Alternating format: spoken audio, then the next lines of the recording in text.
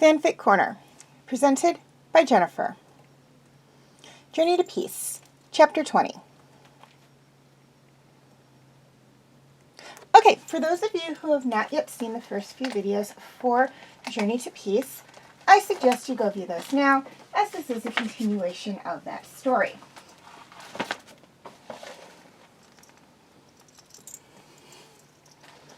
Rayla leapt from the tree she was perched in, landing perfectly on the branch in the neighboring tree. It was a simple but delightful process. Yesterday they crossed into the forest and meadow fields of Dern. It had seemed to be a relief for everyone.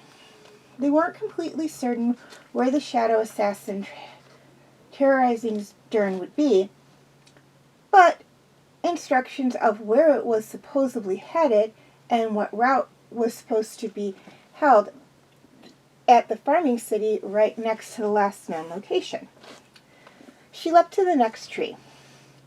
Technically, she was just repetitively circling ahead and then back to her traveling companions. But she liked doing this. Getting a breath of freedom from the back of a horse every once in a while was nice. Plus, they hadn't picked up an extra horse yet, so Marianne and Ram were taking turns riding one, insisting that she and Callum should be able to ride theirs. She rolled her eyes fondly, smiling to herself.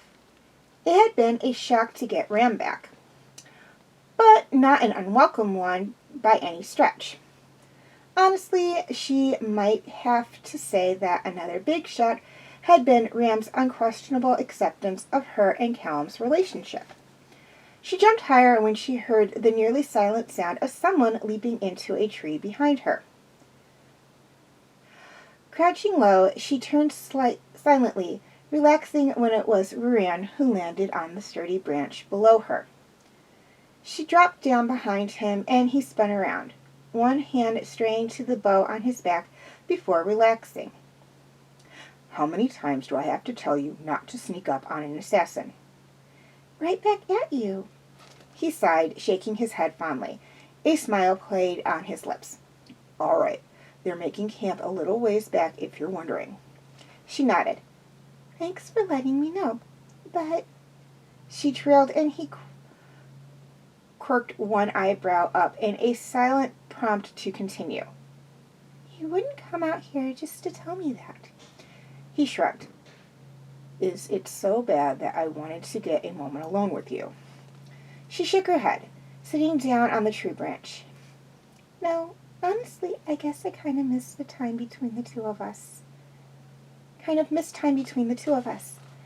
He nodded, settling down beside her. "But I'm glad you found someone else. We always knew that one day you'd grow up, fall in love. That time has come." She looked down.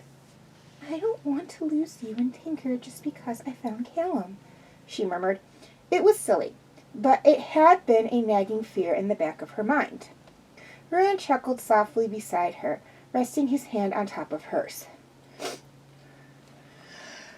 Hey!